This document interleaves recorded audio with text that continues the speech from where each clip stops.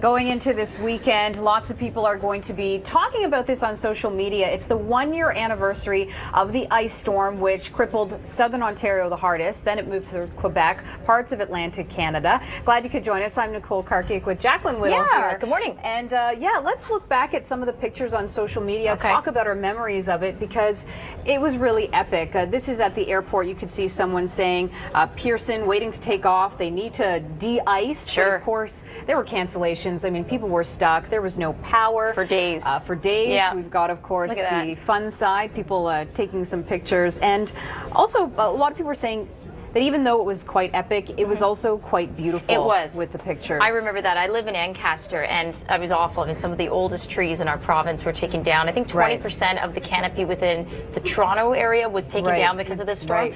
But, you know, you talk a little bit about some of the memories. I remember that week, Chris Scott, and this is a little bit of a pat on the back, I guess, to TWM, but I want to say our chief meteorologist, Chris Scott, did a fantastic job at preparing not only us as a team, but viewers. He was forecasting that. I remember him saying, this could be really bad. I mean, this could be one of those 1998 ice storm. You remember that too? Oh, totally. I remember Chris, a week ahead almost, just saying people are going to lose power for days. Sure. Like, he just said he knew Take this seriously. This will be bad. And I was out for dinner with my girlfriends Saturday night as the rain started to fall, and I said, girls, you know what? This is going to be bad. And I was sick to my stomach. They were saying, oh, it's not going to be too bad. And you know. At dinner, girl got a call from her husband, we've lost power. Oh, yeah, and then it just stayed off, right? Exactly. I remember Dana Batiste, when we chased in the Tornado Alley in the Plains, on a high-risk day, when the Storm Prediction Center puts out a high risk, there's this feeling in your stomach that, oh, this could be a bad chase day. She said, Jaclyn, do you have that high risk in your stomach feeling? I said, yes, I do.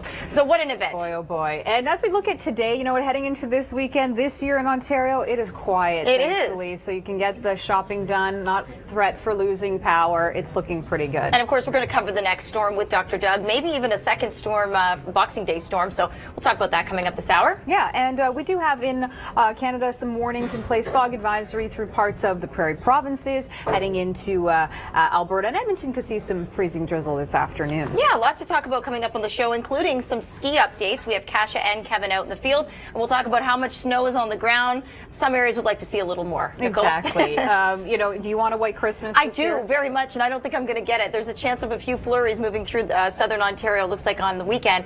That's about the best hope I have. Exactly. And as we move west, there is some snow on the ground. Parts of northern Alberta, I think it's going to stick around there, Jaclyn. I think so too. So welcome in. We'll get you started and get you off on the right foot on this Friday.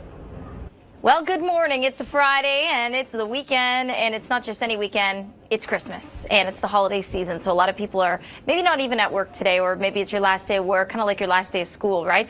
Kids are off. Everybody's excited for Santa. We'll let you know how the weather will impact Santa's trip right around the globe. Let's take a look here at our current systems. We have high pressure in Ontario. We have a little bit of a trough through Manitoba. Not a big story. The bigger story is the rain on the BC coast and a departing low out west, or out east, I should say. Watching this, a big surge of moisture, higher elevation snowfall. With this big storm moving in, we could see up to 100 millimeters of rain down through the south. So 60 to 100 plus for the western shores of the island. And then Metro Van, you could easily get up to 100 millimeters as well.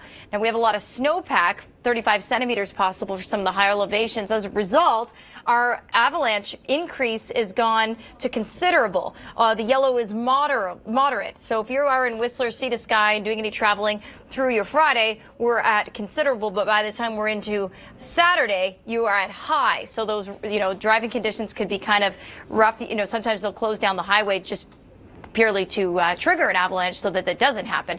Tuesday, we're getting a bit of a break, a little bit of rain, but not nearly as heavy. You can see it's still fairly active, but in the long-range forecast, you are supposed to be calming down in terms of your pattern. Let's take a look at the prairies. We've been dealing with above seasonal conditions, and it will happen again this afternoon, except it's been pretty chilly through Manitoba. We had a chance to speak to people in Winnipeg about how they feel about this Christmas and what they're expecting. Oh, there you go. Well, it looks like behind them you can see that they're going to have some snow. But also we have this map that basically tells us what kind of snow is on the surface. So you can see in central Saskatchewan, 30 plus centimeters. How about Ontario? We know there's not a lot. Kasia has the latest and how to stay active on the ski hills. There you go. She's doing well. Well, she's snow plowing down the hill. Will you be snow plowing after this Christmas storm? We'll have those details. Stay with us. Lots of snow, but great, right? It's putting you in the spirit. I know Nathan Coleman was reporting from Fredericton the last few days, and he said he is fully now in the spirit because of that snow. So what about Ontario? What about the East Coast? How does this storm play out? Well, it looks, if I can, let's see if I can, okay, it looks like it's going to track right through the Great Lakes. It's going to merge with a second piece of energy and become a bigger storm. It's a matter of track right now. So we know we have a storm. We know that it's going to have impacts from Ontario all the way to the East Coast, but what kind of impacts are still yet to be determined. Who's going to see rain? Who's going to see snow? We know a lot of people will see wind with this storm as well. But Christmas Eve for people in southern Ontario might actually, make you feel like it's a fall evening. So it's going to be fairly mild and rainy, maybe like a Halloween. Above seasonal by Saturday in the prairies. We'll be back.